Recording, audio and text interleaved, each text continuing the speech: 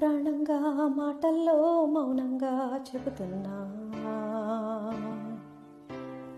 బాధైనా ఏదైనా భారంగా దూరంగా వెళుతున్నా. మొన్న కన్న కల నిన్న విన్న కథ రేపు రాదు కదా జత.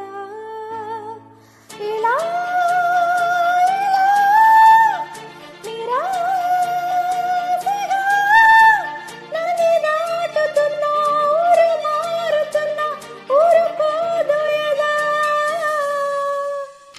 ప్రాణంలో ప్రాణంగా మాటల్లో మౌనంగా చెబుతున్నా, బాధైనా ఏదైనా